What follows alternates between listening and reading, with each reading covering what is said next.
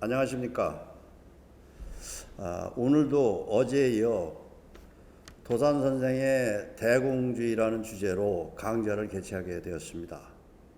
오늘은 두 번째로 전 독립기념관 한국 독립운동사 연구소장을 역임하셨던 김용달 소장님을 모시고 도산 안창호 선생의 대공주의라는 제목으로 강연을 부탁드리게 되었습니다. 여러분 앞에 김용달 소장님을 소개해 올리겠습니다. 감사합니다. 예, 방금 소개받은 김용달입니다. 제가 이제 도산 안창호 선생님에 대해서 일찍부터 관심을 갖고 좀 연구를 해왔는데, 물론 이제 도산 안창호 선생님의 그 민족운동 그리고 그 민족운동 지도론을 비롯해서 또 도산 안창호 선생님의 어떤 이제 아버지로의 모습, 또 이제 그 남편으로서의 모습, 또 도산 선생님이 교유했던 여러 이제 동지들, 또 즉 백암 박은식이라든가 그 이제 제자들 유상규라든가 또 이광수와 관련된 이제 논문들 여러 편의 논문들을 써왔지만 가장 관심을 갖고 있어도 이제 어려웠던 부분이 도산 사상에 관한 부분입니다. 이제 도산 사상을 우리가 흔히 이제 대공주의라고 얘기를 하는데 대공주의의 실체가 무엇인가? 이게 여기에 대해서 뭐 많은 얘기들이 있고 또 잘 아시다시피 도산 선생님은 연설은 많이 하셨는데 이제 글은 직접 쓰신 글은 많이 안 남기셨죠. 그래서 이제 상해 시기에 1920년 1월 1일부터 이제 21년 3월까지 쓰신 이제 그 도산 일기가 이제 직접 쓰신 유일한 것이고, 그리고 이제 그 동지들에게 보낸 그 서찰 편지, 그 편지가 좀 많이 남아 있는 편이고, 그 다음에 도산 선생을 우리가 얘기할 때 주로 거론하는 것이 도산 선생이 이제 연설을 아주 말을 잘 하시고 또 굉장히 논리적으로 얘기하시는데 그 연설한 것을 독립신문 기자라든가 이런 사람들이 그걸 듣고 신문에 게재한 그런 글을 통해서 도산 선생의 그 사상을 우리가 유추 해석해 왔습니다. 흔히 우리들 그렇지 않습니까? 사람들의 그 생각은 행동으로 나타나고 그 행동은 그 사람의 사상에 의해서 견지되고 계속되는 것이잖아요. 그래서 특히 이제 도산 선생님은 뭐 잘 아시다시피 그 아주 실천적 지도자죠. 언행일치의 지도자고 말보다는 행동을 통해서 솔선수범의 지도자이기 때문에 도산 선생의 그 행동, 즉 운동을 보면은 그분이 어떤 생각을 갖고 있었던가 이런 것을 이제 우리가 알 수가 있죠. 또 더구나 이제 우리가 사상사를 얘기할 때 모든 사상은 사회 사상이라고 하죠. 즉 사회적 기반 위에서 사상이 만들어지고 또 사상이 발전하게 되는 거죠. 그래서 도산 선생이 이제 사람의 생각이라는 게 뭐 올곧을 수가 있지 않습니까? 뭐 품성은 그냥 그 타고나서부터 갖고 있는 그 품성이 있을 수 있지만 그 사상은 그 역사적 조건에 따라서 사회적 과제에 따라서 또는 어떤 계기로 해서 사상이 이제 변화하고 또는 달라지게 되죠. 그래서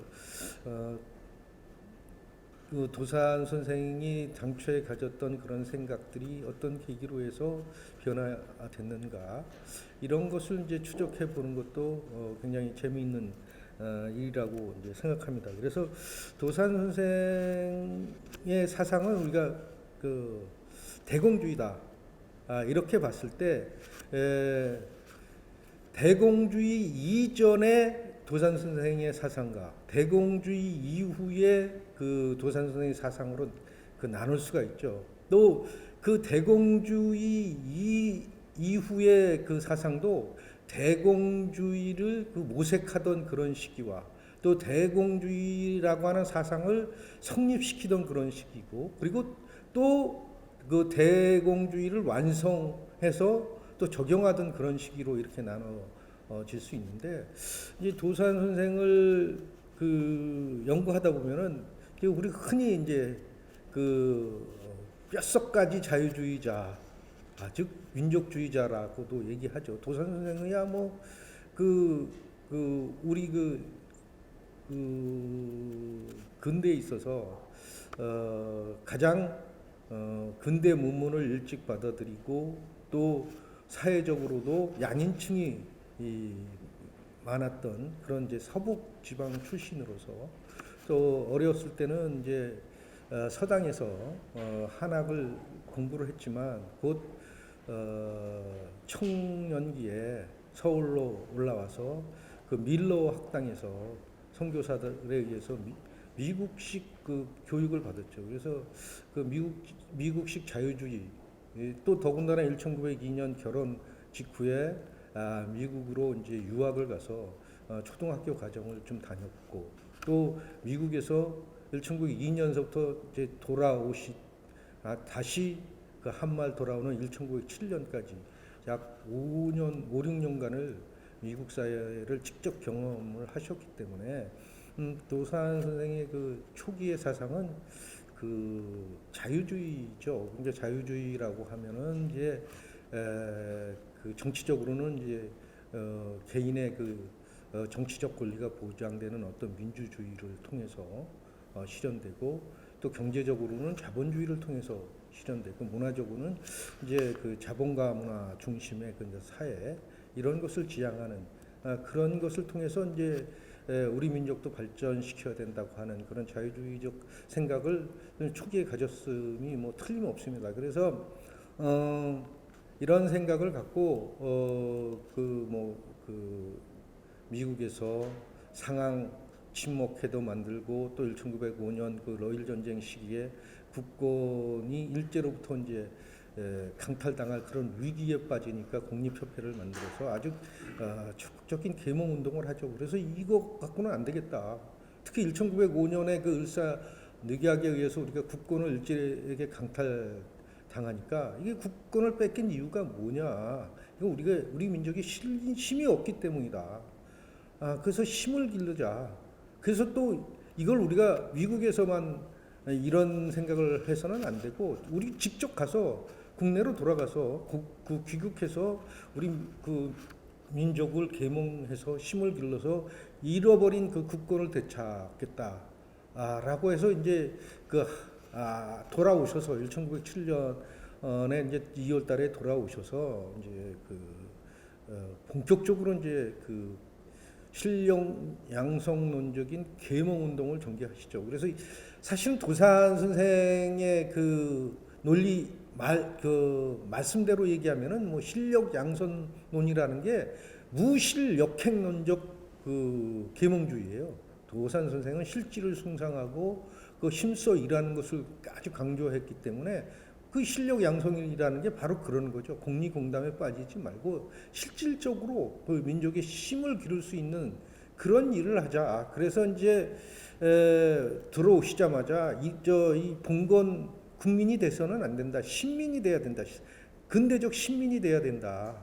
스스로 그 국가의 운명, 민족의 운명을 책임질 수 있는 그런 국민이 돼야 된다. 그래서 그 신민이라고 하는 신민회라는 것을 만드는 거죠. 그리고 그러한 국민들이 책임질 수 있는 나라, 그게 어떤 나라냐? 미국식 공화주의 국가였다. 그래서 그 신민회가 지향했던 정치적 세계관은 이제 공화주의였죠. 그것뿐만 아니라 힘을 기르는데 가장 중요한 게 뭐냐? 학교를 세워야 된다. 그래서 이제 서북 학회니 이런 학회를 세우고, 또 학교도 직접 뭐 대성학교니 뭐 이런 학교를 세워서 교육 계몽 운동도 하고, 또 이제 그 경제적 실력도 양성해야 된다고 생각해서 이제 자기 회사도 만들고 태극 그 서간이라고 하는 그 출판 회사도 만들고 더군다나 이제 청년들에게 그 어떤 그 민족의식, 근대적 민족의식을 고취하기 위해서 이제 그 청년 학우회라든가 이런 것을 만들어서 아주 열렬하게 이제 그 계몽 운동을 하죠. 그러나 이제 그 일제의 그 침략을 감당할 수 없었기 때문에 결국 우리가 이제 식민지 시기로 이제 넘어가게 됩니다. 이제 그래서 그 1910년대의 그 독립운동 시기는 뭐 그 다 아시다시피 이제 그 1910년 이제 그 경술국치를 앞두고 4월 경에 거국가를 남기고 간다 나는 간다 너를 두고 나는 간다 이런 거국가를 남기고 이제 그 중국 청도로 망명해서 청도 그리고 블라디보스톡을 거쳐서 또 유럽을 거쳐서 이제 다시 미국으로 이제 귀환하죠. 1911년에 이제 귀환을 하는데 이렇게 그 미국으로 귀환해 보니까 이때 이제 그 미국에는 이제 물론 이제 그 도산 선생이 만들었던 이제 국립협회를 모태로 해서 이 국립협회가 이제 그 하와이의 한인 합성협회와 그 협력을 해서 통합을 해서 이제 국민회가 되고 또 이 국민회가 또 이 더 확대돼서 이제 대한인 국민회로 이렇게 이제 1910년에 발전하게 되는 거고 그리고 이 대한인 국민회는 어떤 생각을 갖게 되냐면은 일종 경술국치를 당하면서 야 우리가 이제 일제의 그 강점에 의해서 토지도 빼앗기고 우리 국토도 빼앗기고 또 국민은 노예 상태가 됐고 또 주권은 강탈당한 이런 상황에서 우리 그 해외 동포들이 결국은 이제 남아 있는 사람들은 해외 동포들인데 그 좀 자유로운 사람들은 이런 해외 동포들이 힘을 모아서 국가 지금 국토는 없지만 주권과 국민 해외 그 동포들을 국민으로 삼는 그런 국가를 만들어야 되지 않느냐. 이게 이제 무형 국가론, 무형 정부론인데 이게 이제 대한인 국민회를 통해서 이제 이게 대두되게 되죠. 이럴 시기에 1912년에 이제 대한인 국민의 중앙총회라는 것을 이제 만들게 됩니다. 그래서 이제 대한인 국민의 중앙총회는 그야말로 해외 동포들을 국민으로 삼아서 그 무형 국가를 지배하면서 이제 미주 대한인 국민회 그다음에 하와이 국민회 그다음에 시베리아 국민회 그다음에 이제 만주 국민회 즉 원동 국민회 이런 식으로 해서 이제 이 중앙총회를 정점으로 해서 각 지역의 국민회들 기부들을 두고 무형 국가를 지향해 나가는 거죠. 이 무형 국가론이 바로 이제 그 도산 선생이 생각했던 자유주의적 그 세계관입니다. 이제 그래서 이제 이 도산 선생도 직접 대한인 국민의 중앙총회 총회장으로서 그런 이제 그 미국 정부의 그 자치권을 요구하면서 해외 한인들을 대한인 국민의 중앙총회를 통해서 이제 통과를 하려고 하는 것이죠. 그래서 이제 여기에서 대표를 파견해서 그 약소민족 대회도 참가시키고 또 파리 강화 회의에도 이승만 정황경을 보내려고 하고 이런 이제 정부적인 역할을 이미 벌써 임시정부가 성립되기 전에 그 대한인 국민의 중앙총회를 통해서 그런 역할을 하고 있었던 것이죠. 그러다가 이제 3.1운동에서 분출된 우리 민족의 독립열기와 자주의식을 이제 그 결집을 해서 대한민국 임시정부가 수립되고 여기에 대한민국 임시정부의 내무총장으로 선임되면서 도산 선생이 이제 상해로 와서 임시정부의 초대 내무총장경 당시에 이제 국무총리로 선임된 이승만이 임지인 상해로 부임하지 않고 있었기 때문에 상해에서 국무총리를 대리를 하면서 임시정부를 주도한 것이죠. 이 그 대한민국 임시정부라는 게 그 임시원장 제1조에 있듯이 대한민국은 민주공화제로 함, 그 공화제 정부였단 말이죠. 즉 자유주의에 입각한 공화제 정부였기 때문에 도산 선생이 임시정부의 내무총장 겸 국무총리로 재임하면서 임시정부를 주도할 수 있는 논리적 그 근거가 이제 딱 됐던 것이죠. 그래서 열심히 그 임시정부를 그야말로 그 우리 민족의 대표 기관이자 독립운동 총괄 지도 기관으로 이제 그 발전시키는데 온 힘을 이제 다 썼던 것이고, 그래서 이제 이 시기에 도산 선생의 그 사상을 알 수 있는 그 자료가 바로 이제 도산 일기에 나오는데, 도산 선생님이 주로 이제 글은 많이 안 남기시잖아요. 그래서 그게 이제 다른 독립운동가들하고의 차이인데, 특히 이제 같이 그 경제평등, 정치평등, 교육평등을 주장했던 그 상균주의를 창안했던 조상 선생은 이제 많은 글을 남기잖아요. 이분은 이제 뭐 성균관도 나오고, 그 일본에서 저 경성부리 고등학교도 나오고, 또 명치대학 그 법과도 나오셔갖고 이 신식교육, 근대 교육을 받으셨기 때문에 그런지 몰라도 이분은 이제 많은 글들을 남깁니다. 그래서 이제 뭐 대동단결 선언도 기초를 하고, 대한독립 선언도 기초를 하고, 또 그 우리 그 대한민국 임시정부의 세국가 건설의 청사진이라고 하는 대한민국 건국강령이라는 것도 이제 기초를 해서 이분이 어떤 생각을 갖고 있고 상균주의라는 게 무엇인가를 이제 잘 알 수 있는데, 도산 선생은 그 실천적 지도자였잖아요. 직접 몸소 실천하는, 궁행하는 그 행동을 다하는. 그래서 이제 그 흥사단의 그 무실역행 충의 용감이라는 게 사실 1913년 5월에 만들어진 흥사단의 그 충의 용감 무실역행을 이렇게 따져 보면은 사실 충의라는 것은 국가적인 차원의 덕목이에요. 국가의 충성을 다하고 의를 다하는, 국가의 의리를 다하는. 그 다음에 용감이라는 것은 민족에게 민족 문제에 대해서 용감하잖아.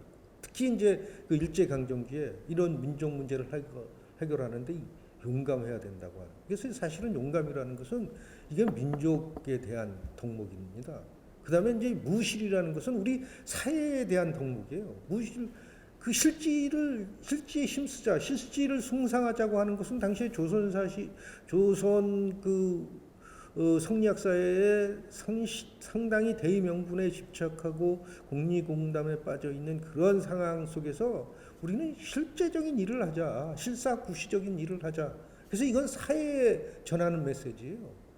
그 다음에 역행, 힘써 일하자, 힘써 행하자. 이건 개인들에게 한 메시지입니다. 사실은 덕목이에요. 그래서 도산 선생의 화두는 이렇게 그걸 해석을 해보면은 무궁무진한 해석이 나옵니다. 그것처럼 이제 그 많은 말씀을 많이 하셨는데 글은 안 남겼고, 또 그 말씀을 전하는 사람들도 그 초기에는 독립신문 기자, 나중에는 이제 도산 안창호를 쓴 이광수 선생, 그다음에 주요한 선생, 이렇게 그 제자들이 또 이 제자들이 또 학식이 높아요. 그러다 보니까 도산 말에 거기에다 자기들 생각을 막 약간 프로스해서 했기 때문에 이게 진짜 어디까지가 도산 선생님의 말인지를 우리가 쉽게 알 수가 없는데, 그래서 이제 저는 대공주의를 볼 때 도산 선생님의 그 말한 그 당시의 그 글, 그리고 적어도 그 당시에 신문 기자가 듣고 신문 기사로 쓴 그거에 우리가 충실해야 되지 않느냐.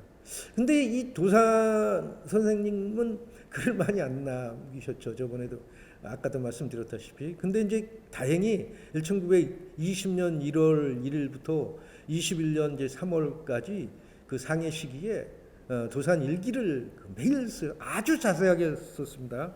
거기에 보면은 뭐 이게 날짜와 그 다음에 요일, 그 다음에 이제 그 날씨, 그래서 뭐 말글청, 구름은 뭐 이렇게 이제 간단하게. 그 다음에 꼭 예정사항, 오늘 뭐를 할 것인가.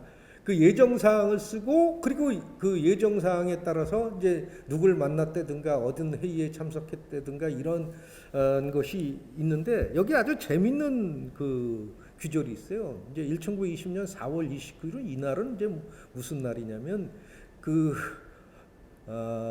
도산 선생의 뭐 수제자라고도 알려져 있는 이광수를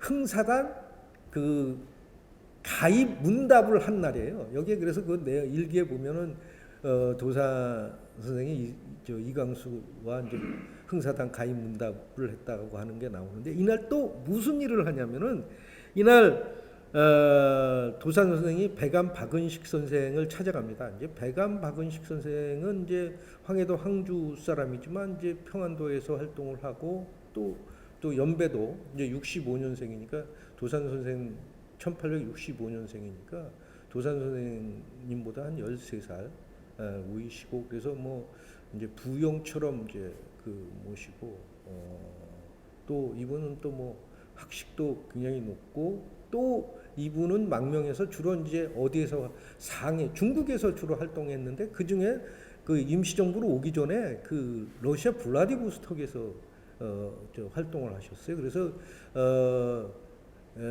1919년 3월 17일 날 대한국민의회 독립선언서를 기초하신 분이에요. 그래서 그 러시아에서 그 활동을 하다 보니까 굉장히 사회주의에 대해서도 잘 알고 계신 분이었던 것 같아요. 그래서 이제 그 도산 선생이 찾아가니까 요즘 내가 그 대동단에서 선언서를 하나 써달라고 해서 지금 고민 중인데 뭐라고 써줘야 될지 모르겠다. 재산 평등권을 주장하는 것이 어떠냐 하고 이렇게 물어봐요. 이제 도산 선생한테. 내가 그 선언서에 뭐 보니까 그 러시아 있을 때 보니까 러시아가 이제 그 볼셰비키 10월 혁명을 통해서 그 재산 평등 이제 국유 토지의 국유화라든가 이런 이제 그 재산 평등을 실현하고 있으니까 우리도 그런 재산 평등권을 주장하면 어떠냐 그랬더니, 여기에 딱 도산 선생이 뭐라 그러냐면, 현 시에 우리 민족에게는 불합당한 일이다. 그 재산 평등권은 지금 주장해서는 안 된다고 이렇게 얘기를 해요. 이게 뭐 당연하겠죠. 자유주의 국가인 미국에서 공부를 하시고 거기서 활동하시다가 이제 또 그 자유주의에 입각해서 대한민국 임시정부를 세우고 거기에서 이제 그 지도자로서 활동하는 그런 입장에서는 이게 벌써 그 재산 평등권을 주장해서 이렇게 사회주의, 공산주의로 가는 것은 아직 시기상조가 아니냐. 그래서 현 시에는 우리 민족에게는 불합당하다고 얘기를 해요. 그러면서도 또 한편으로는 이제 5월달에 안중근 의사의 동생인 안공근을 만나는데, 안공근도 이제 유학을 좀 공부를 했죠. 안태훈 자기 아버지를 통해서 또. 그래서 이제 대동사회, 유교적인 대동사회는 어떠냐고 얘기를 해요. 대동사회라는 게 그거잖아요. 그야말로 이제 사회주의자는 그걸 대동사회를 공산사회로 얘기하지만, 대동사회는 그야말로 아주 모두가 더불어 사는 사회, 이게 이제 대동사회, 유교적인 대동사회란 말이죠. 그래서 이 대동사회는 어떠냐 이렇게 하니까 대동사회는 가하다. 물론 이제 도산 선생도 어릴 때 국수당에서 이제 한학을 공부를 했고 유학의 조예가 어느 정도 있었기 때문에 유교적인 대동사회가 어떤 사회라는 것을 이제 미루어 짐작하고 있었던 것 같아요. 그래서 이게 더불어 온 백성들이 더불어 사는 세상, 이런 대동사회는 아주 가하다, 이런 말씀을 하십니다. 그래서 이런 재산평등권을 주장해서 사회주의 이런 국가로 가는 것보다는 그야말로 더불어 잘 사는 사람은 잘 사는 사람대로, 또 못 사는 사람은 못 사는 사람대로 이들이 다 같이 살 수 있는 세상, 이런 대동사회에 대해서는 그 뜻을 같이 하고 있었다. 이제 이렇게 생각이 돼요. 그런데 이런 생각들이 이제 서서히 바뀌게 됩니다. 이제 바뀌게 되는 근본적인 이제 이유가 대공주의를 모색하게 되면서죠. 이제 우리가 이제 흔히 대공주의라고 하면은 그 개념을 뭐냐? 크게 공적인 일, 또는 아주 공평한 세상, 이게 대공주의냐, 아니면 공적인 일을 우선으로 하는 그런 주의냐, 이게 여기에 대해서 이제 해석이 이제 달라질 수 있는데, 이제 아직까지는 그 도산 선생이 얘기한 대공주의의 공을 공평한 세상으로 이제 많이 얘기를 하고 있어요. 그러나 도산 선생님이 얘기한 그 대공주의에는 공적인 일을 우선하고 힘쓰자고 하는 그런 의미를 담고 있었다. 그리고 대공주의의 본래의 의미도 이제 그런 의미다. 우리가 이제 공이라고 얘기할 때는 성공후사, 공적인 일을 먼저 하고 사적인 일을 나중에 하고 이런 일도 있고, 또 이제 공자가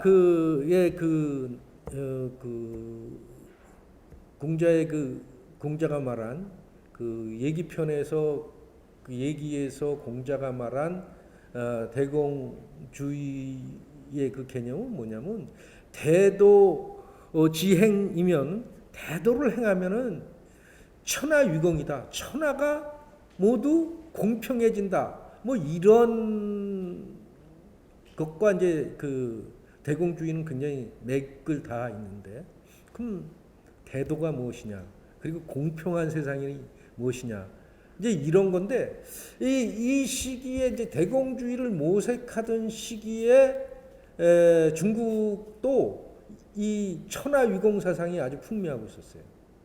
이거는 뭐냐면은 중국을 부흥시키기 위해서 손문 선생이 삼민주의를 얘기를 하잖아요. 그래서 민족, 민권, 민생이라고 얘기를 하는데, 이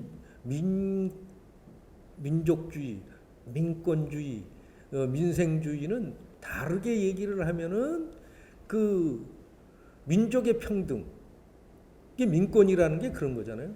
민족주의라는 게 우리 민족만 우선하는 게 아니라 나 아닌 다른 민족도 우선하게 돼요. 그러니까 서로 자기 민족을 우선하다 보면 서로 싸울 수도 있지만, 다 자기 민족을 다 우선하다 보면 공평해질 수도 있다라는 거죠. 그래서 사실은 손문이 얘기한 민족주의는 사실은 민족 평등의 개념과 거의 일치하는 것이고, 또 손문이 얘기한 민권주의는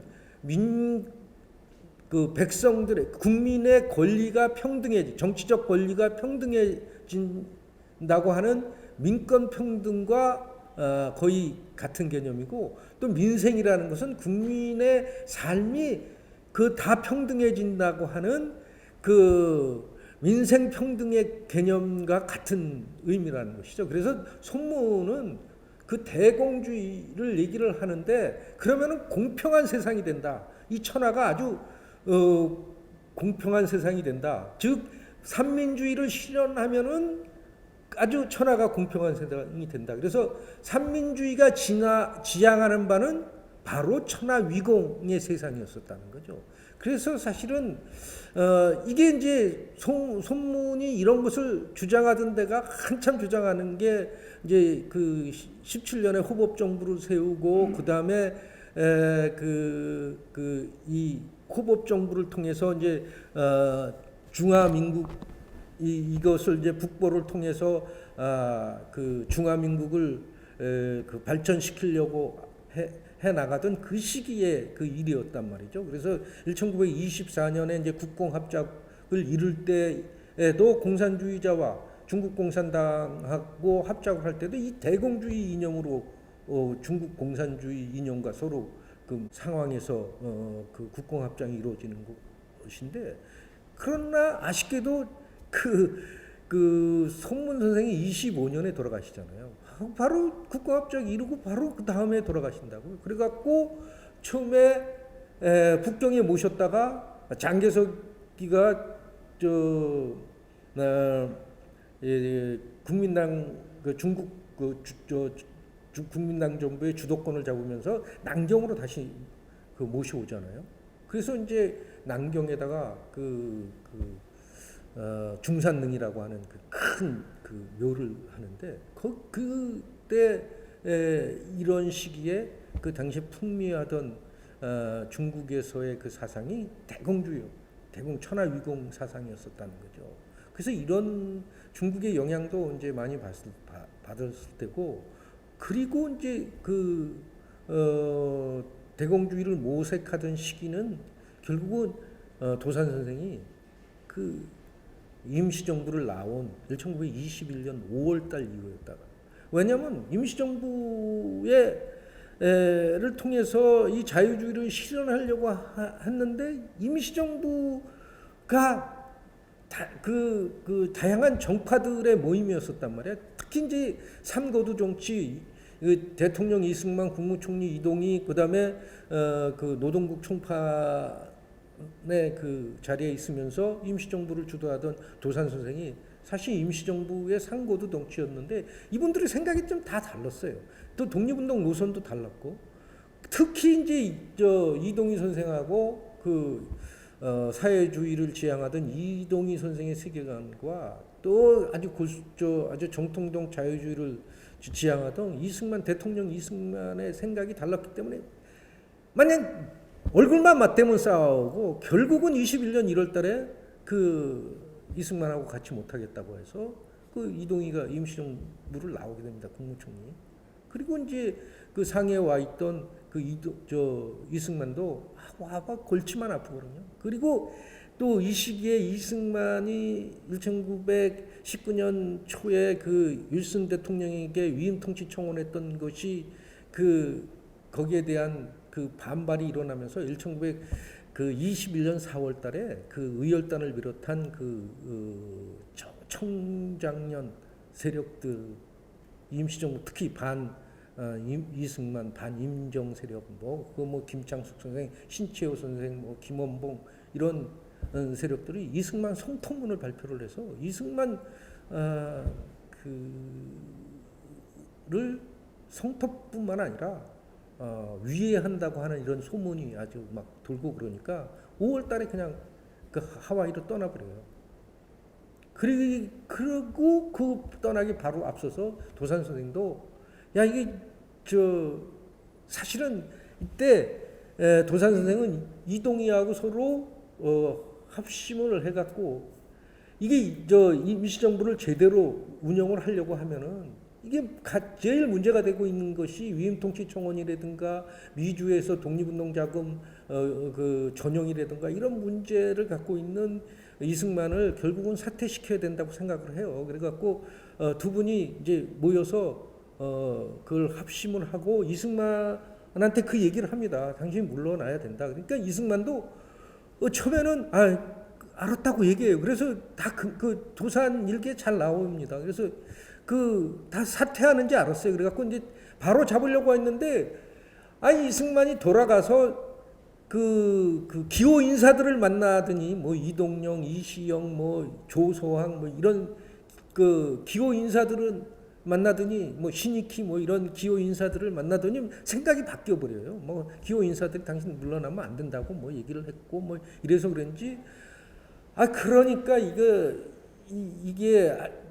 저 이승만이 있는 한 이걸 제대로 임시정부가 이게 그 권력 다툼만 하고 정파 싸움만 하고 이래서 이게 제대로 안 되겠다 하고 생각을 해서 도산 선생도 퇴임을 하고 임시정부를 다시 그야말로 독립운동 총괄 기관이자 우리 민족의 대표 기관으로 거듭나게 할 수 있는 그런 것을 모색하는 거죠. 그게 바로 이제 국민대표회의를. 그래서 도산 선생은 물러나면서 곧바로 뭐를 제기를 하냐면 국민대표회의 소집을 제기를 하잖아요. 그 또 연설을 통해서 퇴임 연설을 통해서 그런데 이렇게 퇴임해서 이제 그 국민대표 회의를 소집을 요구하고 이제 이것을 소집하려고 하는데 곧바로 6월 달에 어떤 소식이 들려오냐면 21년 11월 11일부터 그 워싱턴에서 그 태평양 연안의 국가들을 모아서 그 이해를 조정하고 또 무기 지금 뭐 1차 세계대전 이후에 군수 과잉하는 군수 물자에 대해서 군수 물자를 과잉하게 되니까 국가 경제가 뭐 좀 전쟁 이후에 불황에 빠져갖고 국가 경제가 어려우니까 이거 서로 군축을 하자 그래서 사실은 워싱턴에서 하딩 대통령의 제안에 의해서 군축 회의를 엽니다 여기. 그러니까 이게 우리가 그 19년 이제 파리 강화 회의에서 우리가 독립을 청호를 했었는데 결국은 독립을 성취하지 못했는데 이게 또 하나의 기회가 왔다. 그래서 워싱턴 군축 회의에 그 열강들이 다 참석을 하니까 여기에 우리 그 대표를 보내서 다시 한번 독립을 요구해 보자. 그래서 이제 그 정권 대표로 이제 임시 대통령 이승만과 부대표로 이제 서재필을 파견해서 이제 아주 적극적인 외교 활동을 하죠. 그러나 그 제국주의 열강들은 이런 회의 참석 자격조차 안 주죠. 일본의 반대에 의해서. 그리고 결국은 2월 6일 날 21년 2월 6일 날 2월 그 초에 그냥 태평양 회의가 끝나버린단 말이죠. 그런데 이런 태평양 회의에 대항해서 그 러시아에서는 극동 인민 대표들을 모아서 극동 인민 대표대회를 그 모스크바에서 개최를 해요. 이때 그 모아서 이제 당초에는 이제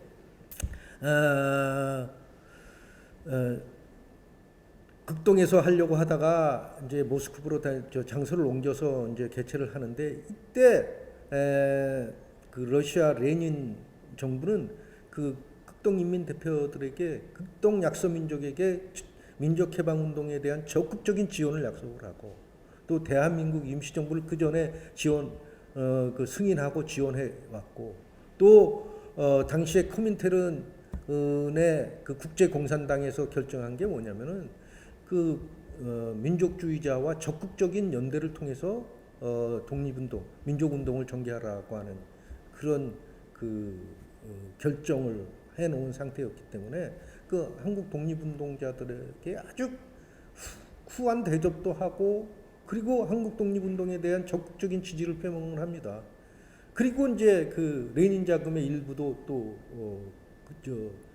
갖고 이제 그 대표들이 들어오고요. 이런 상황이 되는 거죠. 이렇게 되니까 한쪽은 자유주의 즉 제국주의 국가였던 미국을 비롯한 미국, 영국, 프랑스, 일본 이런 데에 대해서는 우리 독립을 인정하지 않을 뿐만 아니라 우리 독립에 대해서 굉장히 무관심하는데 이쪽 사회주의 국가에서는 그 한국의 민족 독립운동에 대해서 적극적인 지원 이런 것을 해준단 말이죠. 이렇게 돼서 그 자금을 갖고 이제 그 국민대표 회의를 이제 열게 되는 거죠. 그렇게 열게 되니까 그 도산 선생도 이게 생각이 바뀌게 되는 거죠. 이게 꼭 이런 것만은 아니다. 우리가 이제 자유주의적인 민족주의 갖고만 독립운동을 할 것이 아니라 우리를 지원해주는 그런 사회주의 국가와 또 사회주의를 지향하는 독립운동 세력도 같이 힘을 합쳐서 무엇인가를 이뤄내야 되지 않겠느냐. 그래서 생각이 바뀌어가는 겁니다. 그래서 그 바뀌어가는 행동이 사실은 국민대표회의를 개최하고 여기에 적극적으로 참여하는데 국민대표회에 이제 거기에 의장이 이제 김동상이고 부의장이 이제 도산 선생인데 이렇게 해서 적극적으로 참여하지만 또 한편으로는 이게 자유주의에 입각해서 세워진 대한민국 임시정부를 없앨 수는 없다고 생각해요. 그래서 창조파들은 이 국민대표회의에서 이제 개조파와 창조파로 나누어서 서로 의견이 대립되는데 개조파들은 기존에 있는 임시정부, 이 임시정부라는 게 그냥 만들어지는 게 아니라 3.1운동 시기에 우리 민족의 독립의 열기, 그것도 2천만 중에 200만 이상이 목숨을 걸고 3.1운동에 참여한 그 뜨거운 독립의 열기, 그 열기로 만들어진 그런 발생 가치를 갖고 있는 대한민국 임시정부인데 이 임시정부를 그냥 해체할 수는 없다. 이것을 개조해서 발전시켜 나가자.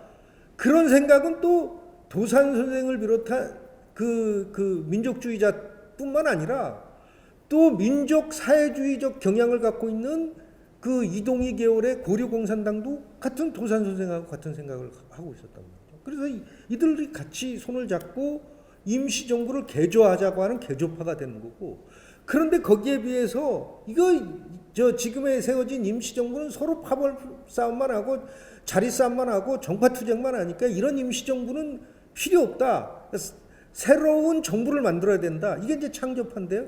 그런 사람들은 어떤 사람이냐면 반임시정부 민족주의자, 단재 신채호 선생, 이런 사람들이죠. 대표적인 박용만 선생, 이런 사람들이에요. 그리고 또 어떤 사람들이냐면은 정통 사회주의자, 이런 민족 사회주의자가 아니라 전 사회주의 본연의 노동혁명을 통해서 사회주의 국가를 만들어야 되겠다고 하는 그런 사람들은 이런 자유주의적 세계관에 입각해서 만들어진 임시정부에 대해서 이걸 해소시키자, 폐지하자, 이런 생각들을 가질 수밖에 없잖아요. 그래서 이들은 창조파들이 되는 거죠. 임시정부를 해소하고 새로운 정부를 만들자.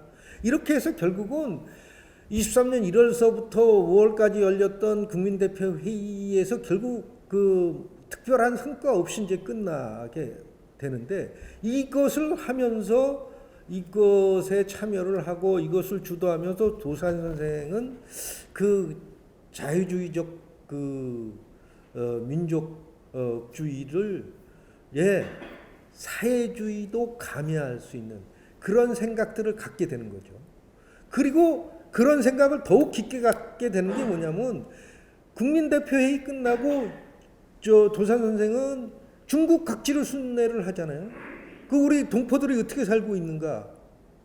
그래서 이 동포들을 자율농촌, 이상촌 이런 걸 만들어서 어떻게 잘 살게 하는 것이 먼저 독립운동도 중요하지만 이것도 더 중요하다고 생각을 하게 돼서 수원성 포도를 비롯해서 만주 이때를 순례를 하면서 그 다음에 바로 뭐냐 하냐면은 24년 11월 달에 이제 미주로 다시 가잖아요. 왜 갑니까? 독립운동 자금을 모으러 가죠. 이상촌 건설 자금. 이런 자금을 모으러 약 1년 26년 5월 달에 다시 돌아오는데 1년 반 정도를 이제 미국에서 각지 순회를 하면서 독립운동 자금을 모금을 하고 이러던 시기예요. 이런 시기에 돌아와 보니까 이게 정세가 확 변해 있었던 거죠. 어떻게 변해 있었냐면 우선 중국이 중국 정부가 생각을 바꾸고 있었다. 어떤 중국 정부가 제1차 국정 24년서부터 제1차 국공합작을 이루면서 좌우합작을 이루고 있었고, 또 이들이 국공합작을 통해서 중국 국민당을 국민당이라고 하는 민족 대당을 만들어서 국민당으로 해서 국가를 통치하는 이당 치국을 하고 있었다. 그래서 소련 공산당만 그 이당 치국을 하는지 알았는데 이게 중국에서 국민당이라고 하는 이게 뭐 사회주의 정당이 아니었잖아요. 이런 자유주의적 정당의 사회주의 정당인 중국 공산당과 합쳐서 중국 국민당을 민족 대당으로 만들어서 당으로서 정부를 운영하고 국가를 통치하고 있는 이런 모습을 보면서 우리도 독립운동계도 지금 이렇게 여러 정파로 나눠져 있지만 중국처럼 좌우합작을 이뤄서 민족 대당을 만들어서 그 민족 대당으로 정부도 운영하고 국가도 통치하는 이런 이당 치국론이 막 일어나게 되는 거죠. 막 일어나고 있었던 거죠. 다 오고 나니까. 그리고 26년 이제 7월 달에 돌아오자마자 임시정부에서 대통령제를 국무령으로 바꿔서 이제 25년 4월 달에 개헌을 해서 내각 책임제인 국무령제를 시행하고 있었는데 이상용 제1대 국무령 이후에 국무령을 선임을 하지 못하고 있었어요. 그래서 뭐 양기탁 선생도 선임을 했는데 고사를 하고 그리고 두 번째로 이제 도산 선생을 또 국무령으로 선임을 하는데 도산 선생도 고사를 하고 그 다음에 홍진 선생을 이제 국무령에 선임하게 되는 거죠. 근데 이 홍진 선생하고 그 도산 선생은 아주 가까운 사이였다 말이죠. 왜 가까운 사이였냐면은 우선 홍진 선생은 그 나이도 비슷했어요. 1877년생이고 도산 선생은 1878년생 한 살 차이인데 홍진 선생은 고향은 영동이지만 충북 영동이지만 이분이 그 한성법관 양성소를 나와서 법관을 거쳐서 변호사가 되는데 변호사 활동을 평양에서 했어요. 그래갖고 한마서부터 1910년도에 평양에서 변호사 활동하면서 도산 선생에 대한 그런 그 명성과 그 품성 이런 것을 다 알게 됐고 그래서 도산에 대해서 상당히 존경심을 갖고 있었단 말이죠.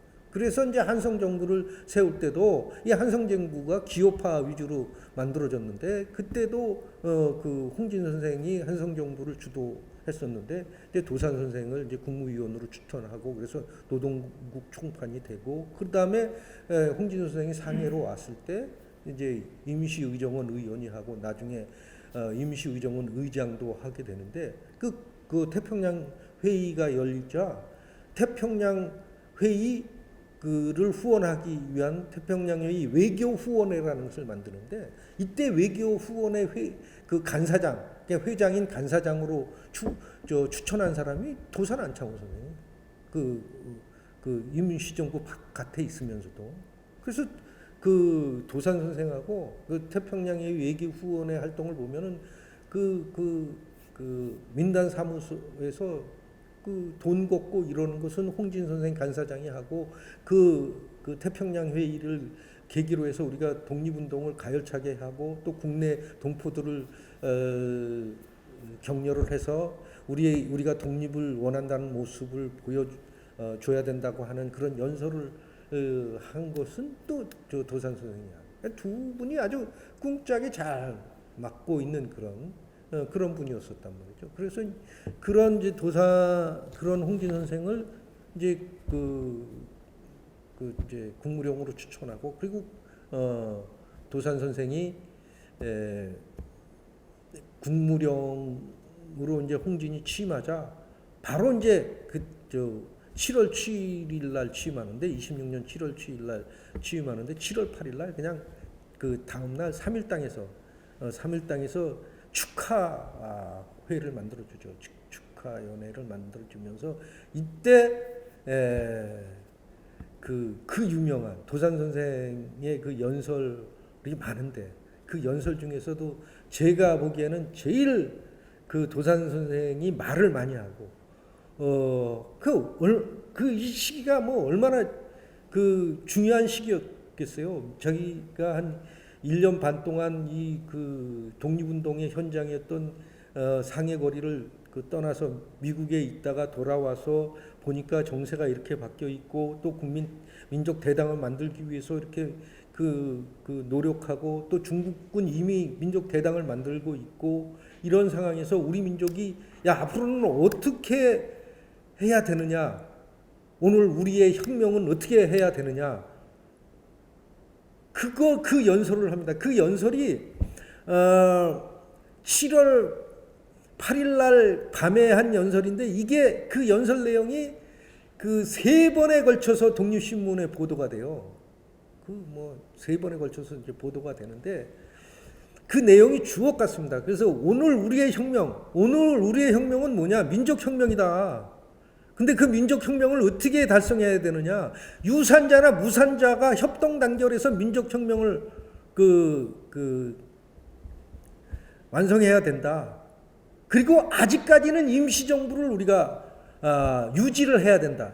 그래서 아직도 자유주의적인 그 관점에서 그 민주공화제 정부 국가로서의 대한민국 임시정부를 그 존재 가치를 인정한 후에 이 모든 독립운동 세력이 대동단결해서 민족 대당을 만들어서 이 임시정부를 운영을 하고 그 새로운 국가를 또 임시정부를 운영하고 독립운동을 전개해서 민족해방을 이루어서 새 국가를 만들어야 된다라고 하는 모든 청사진이 여기 오늘 우리의 혁명이라고 하는 그 연설문에 나오는데 이게 이제 독립신문의 아주 긴 연설이에요. 그 3번에 대해서 보도되는데 그것을 보면은 이때 그 1920년 4월 29일 날 그 배감 박은식 선생한테 했던 얘기하고 전혀 다른 얘기를 합니다. 어떤 전혀 다른 얘기를 하냐면은 이때 뭐를 얘기하냐면은 나도 가난하게 태어나서 태어나서 생활했기 때문에 이 그 빈자들의 고통을 알고 있다. 그러면서 대생산 기간은 국유를 해야 된다라고 얘기를 해요. 이거는 이제 그 자유주의적 세계관을 갖고 있었던 그 도산 선생의 입에서 나온 것은 아주 혁명적인 그 얘기였단 말이죠. 그래서 그런 토대 위에서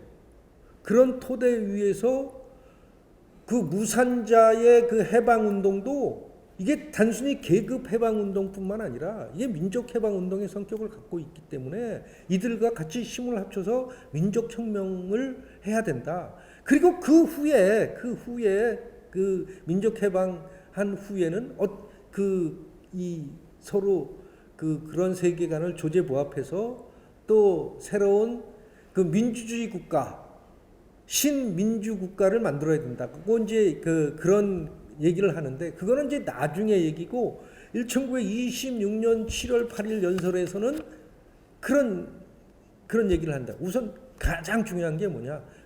대생산 기간의 국유. 그다음에 그 무산자의 계급 운동도 민족혁명 운동으로 이해를 하고 그리고 이런 유산자와 무산자가 서로 합쳐서 그 민족혁명을 달성해야 된다고 하는, 다른 얘기로 하면은 사회주의적 지향을 갖고 있는 그 사회주의 독립운동 세력 또는 자유주의적 지향을 갖고 있는 민족주의 독립운동 세력이 서로 합쳐서 독립운동을 해야 된다. 그리고 그 독립운동을 하기 위해서 민족 대당을 만들어야 된다. 그게 뭐냐? 민족유일당. 그래서 민족유일당 운동을 아주 가열차게 시작을 하잖아요. 그리고 홍진 선생도 거기에 공감해서 그 민족 대당을 천명을 하면서 자기도 국무령을 사퇴를 하고 민족 대당을 만들기 위해서 어디로 가냐면 만주로 가요. 만주로.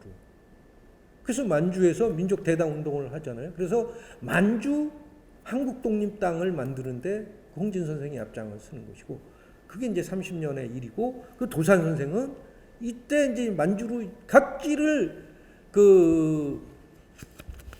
왕래하면서 그 민족 유일당의 필요성을 아주 강조를 하죠. 그러다가 이제 이 시기에 길림에서 뭐 강연을 하다가 그 중국 관원들에게 잡히기도 하고, 그래서 이제 동지인인 이탁 선생이 적극적으로 노력해서 뭐 만주에 있는 모든 독립운동가들이 그냥 그 힘을 합쳐서 도산 선생의 석방운동을 하잖아요. 그래서 14일 만에 또 풀려나기도 하고 그러는데, 그러나 이 민족 유일당 운동이 성공하지 못합니다. 왜 그러냐면 또 정세가 바뀌어갖고 중국에서 1927년 4월달에 그 장개석 쿠데타가 일어나고 27년 7월달에 장개석이가 국고합작을 공식적으로 해체를 해버려요. 그리고 그 27년에 그 코민테른도 극자 노선을 걸으면서 코민테른 그 회의에서 민족 통일 전선 노선을 폐기해 버립니다. 그래서 공산주의자도 이제 이 민족 통일 전선 민족주의자와 연대를 포기해 버려요. 이제 그러한 상황이 돼 버리는 거죠. 그리고 이제 그 조선공산당도 해체하고, 그리고 노동자 농민에 기초한 조선공산당을 재건하라고 하는 그 28년 12월 태제, 코민테른 12월 태제가 발효되고 이러니까 그 민족 유일당의 그 운동에 참여했던 사회주의자 이들이 이제 무관심하게 되고 탈락하게 되고, 그러니까 도산 선생을 비롯한 그 민족주의자, 그리고 이제 그 사회주의를 좀 조제보합해서 진보적 민족주의로 사회주의 독립운동 세력을 통합하려고 했던 사람들만 남는 거예요. 그래서 이 사람들이 이제 우리가 흔히 이제 좌파 독립운동 세력에 대항하는 의무로서 우파 독립운동 세력이라고 하는데, 이 우파 독립운동 세력, 그래서 이제 임시정부에 아직까지 임시정부에 참여하고 있던, 임시정부를 고수하고 있던 김구, 이동영, 이시영 선생, 그리고 임시정부에서는 나왔지만 임시정부를 지지하고 더 나가서 또 사회주의자와 연대해서 민족유일당 운동을 벌였고 또 민족대당을 만들려고 했던 그런 그 진보적 민족주의자, 그때 이제 대표적인 게 이제 도산 선생이죠. 도산 선생을 비롯한 제자들, 흥사단 인물들, 이런 사람들. 그래서 임시정부 유지 고수파와 임시정부를 나왔지만 임시정부를 지지하던 그 도산 선생 계열의 흥사단 인물들이 합쳐서 만든 게 1930년 1월 달에 만들어진 게 상해 한국독립당이다. 그리고 이 상해 한국독립당의 당강을 누가 만드냐면은 도산 선생하고 당시에 상균주의를 부르짖고 있었던 조수왕 선생이에요. 그러니까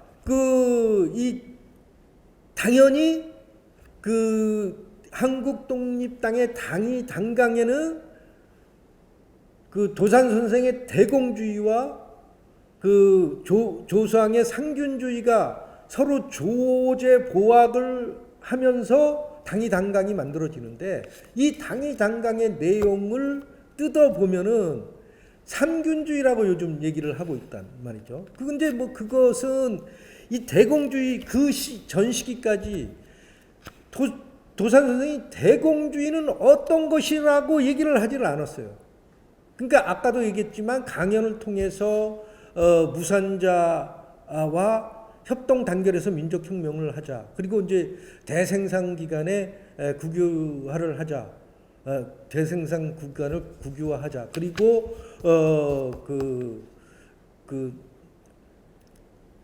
이 정치적 평등을 이루어서 보통 선거 이제 이 민주공화제 정부인 임시정부를 유지하자. 이런 생각만을 얘기했지, 이렇게 조수왕 선생처럼 상균주의의 원형, 즉 토지 국유화, 그 다음에 대생산 기간의 국유화, 통한 경제의 균등, 그 다음에 보통 선거를 통한 정치 균등, 그 다음에 국비 교육을 통한 교육 균등, 이런 걸 내놓고 얘기를 하지를 않았었단 말이죠. 도산 선생은. 이것을 한국 독립당을 창당을 해서 한국 독립당의 당위와 강령을 만드는데 두 분이 이제 서로 협심을 해서 만드는데, 거기에 마치 당위 당강이 상균주의, 조상 선생이 부르짖던 상균주의 내용이 포함되면서 마치 한국 독립당은 조상 선생의 상균주의에 입각해서 당위 당강이 만들어진 것처럼 이렇게 알려져 있는데, 사실은 실제 알고 보면은 그 안에는 도산 선생의 내공주의, 도산 선생이 글로 안 남겼지만 항상 말하시던 그 대공주의가 조상 선생과 협의를 통해서 들어가 있는 개념이라는 거죠. 그 들어가 있는 개념이 뭐냐? 이게 이제 대공주의의 완성기라고 할 수 있는 것인데, 이게 이제 대공주의 완성기가 바로 한국 독립당이 창당을 해서 도산 선생이 32년 4월 29일 윤봉길 의거 직후에 피체돼서 국내로 압송된 이 시기까지의 이제 도산 선생이 정말 대공주의의 진면목이 딱 나타나는데, 뭐 나타나느냐면 31년에 이제 여기에 나오죠. 31년에 11월 6일자로 미주 본토에 있는 홍원 선생한테 편지를 보내요. 그러면서 뭐라고 얘기했냐면, 흥사단 동지들과 함께 돌려보십시오라고 한다. 회람하시라고 하는데, 여기에서 아주 이게 긴 편지예요. 여기에 대공주의에 완성된 그 내용이 나옵니다. 그 내용은 바로 뭐냐면은, 이게 이제 아주 도산 선생의 대공주의를 얘기할 때 이게 빼놓을 수 없는 것인데, 이게 자기 흥사단 동지들한테 돌려보라고 할 정도면은 자기의 완성된 생각이잖아요. 당시에 이제 자기가 대공주의라는 게 바로 이런 것이다. 나는 이런 생각을 갖고 있으니까 여러 동지들이 이걸 돌려보면서 이제 공감을 얻었으면 좋겠다라고 하는 생각에서 홍원 선생이 보낸 글이기 때문에, 편지이기 때문에 여기에는 굉장히 고심한 글이란 말이에요. 여기에 무슨 얘기를 하냐면은 아주 굉장히 우선 우리는 피압박 민족인 동시에 피압박 계급임으로 민족 해방과 계급 해방을 아울러 얻기 위해 싸우자. 싸움의 대상물은 오직 일본 제국주의임을 인식해야 한다. 그래서 여기에 뭐냐면 민족혁명과 사회주의 계급혁명을 통합하자. 이게 혁명 이론이에요. 도산 선생이. 그래서 굉장히 중요한 얘기잖아요. 민족혁명, 민주주의, 자유주의에 입각한 민족혁명과, 즉 민족혁명 일제로부터의 해방, 즉 민족혁명과 무산계급의 계급혁명을 통합하는 것이 바로 우리의 혁명 이론이라는 것이잖아요. 이거 굉장히 중요한 얘기고, 또 여기에 더 중요한 건 또 뭐냐면은 대중의 소극적인 반항운동, 이게 이제 대중투쟁인데, 그리고 특별한 조직으로 적극적인 폭력 파괴 운동을 같이 하자, 병행하자는 거예요. 그러니까 대중운동과 무력투쟁을 병행하자. 물론 도산 선생이 1920년 신년은 독립전쟁의 해라고 천명을 하면서 무장투쟁을 그 당시에 독립외교론이 좌절되자 1920년 독립전쟁의 해라는 것을 주장을 하면서 무장투쟁을 주장을 하고 거기에 의해서 국내에 대한의용단이라든가 그러니까 군사주비단이라든가 이런 사람들을 파견해서 국내에서 군사 활동을 하고 또 그 만주의 안공근이라든가 그 안정근이라든가 그다음에 저 개봉우라든가 양원이라든가 이런 사람들을 파견해서 북로군 정서, 서로군 정서를 임시정부로 묶으려고 했던 노력들을 보이잖아요.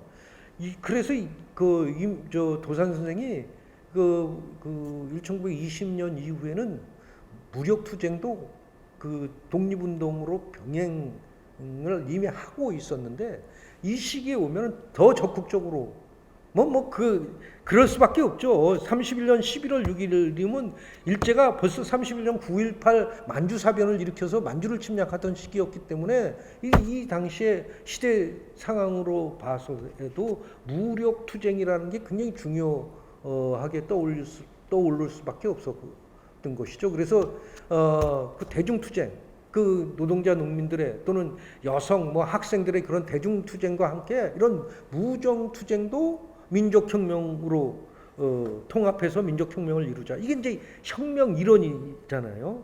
그 다음에 두 번째는 뭐냐면 이게 굉장히 중요한 건데 여기에 이제 혁명 원칙이 뭐냐. 그래서 이렇게 해서 혁명을 이룬다면 어떤 사회를 만들 것이냐. 그러니까 정치적, 경제적, 교육 평등의 민주국가를 실현하자. 이게 이제 혁명의 원칙이에요.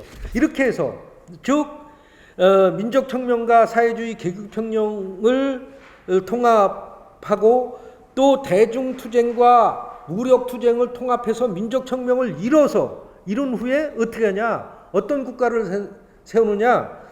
그 민주주의 국가를 실현하는데 그 민주주의 국가의 모습은 어떤 민주주의 국가냐. 정치적 평등과 경제적 평등과 교육 평등이 이루어지는 그런 민주주의 국가.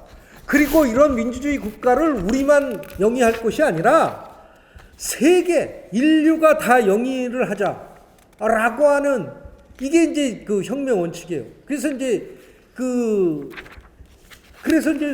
흔히 도산 선생의 대공주의는 정치적 평등, 경제적 평등, 교육 평등, 그 다음에 그 전 인류의 평등인 민족 평등. 그래서 이제 조서왕의 상균주의의 와 더불어서 사평등주의라고도 얘기를 하는데 이 시기에 완전히 완성된 모습이 여기에 드러나는 것이죠. 그래서 이것이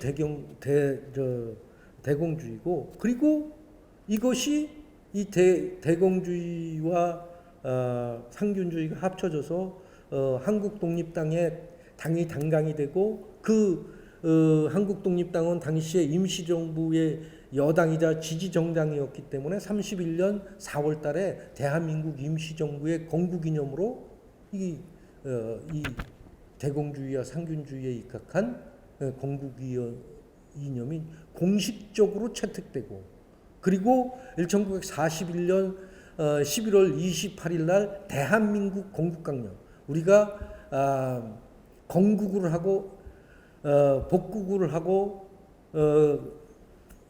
이제 독립운동을 해서 건국을 하고 그 다음에 이제 복국을 하고 또 어떤 완전한 국가를 만들 것이냐 어떤 완성된 국가로 갈 것이냐 라는 청사진을 밝힌 것이 바로 그 대한민국 건국강령이거든요.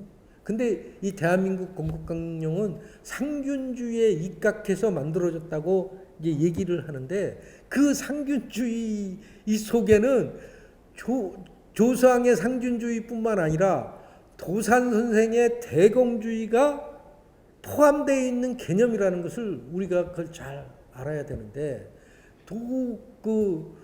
조서왕 선생은 안 잡히고 계속해서 임시정부 또는 한국독립당의 주도자로서 계속 활동하면서 그 건국강령을 기초했기 때문에 마치 대한민국 국강령은 조상 선생의 상군주의에 입각한 개념으로만 생각하는데 사실은 이 역사에 계속 도산 선생을 얘기할 때 가정을 할 수밖에 없는데 도산 선생이 그때 윤봉길 의거로 다 잡히지 않았다면은 그래서 국내로 압송되지 않았다면은 상해에서 그 35년에 민족 대당 운동을 통해서 민족혁명당을 만들 때도 거기에 적극적으로 참여했을 것이고 그리고 좌우 독립운동 세력을 아우르고 좌우 그 자유주의적 세계관과 사회주의적 세계관을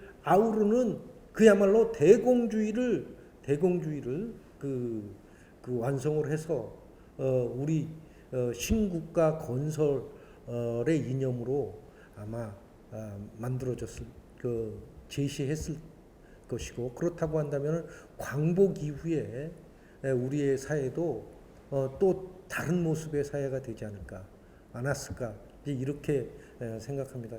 이상 대공주의에 대해서 말씀을 마치고 마지막으로 드는 생각은 도산 서두에도 말씀드렸다시피 도산 선생은 실천적 독립운동가이고 실천적 민족 지도자였기 때문에 도산 선생의 사상을 해석하는 길은 도산 선생의 행동, 즉 독립운동을 통해서 해석할 수밖에 없고 특히 도산 선생은 언행일치의 인물이었기 때문에 정합하게 본인이 말한 대로 행동을 했기 때문에 그 도산 선생의 독립운동의 모습을 보면은 도산 선생이 어떤 사회, 어떤 국가를 그리고 있었는 것을 알 수 있겠다고 생각이 듭니다.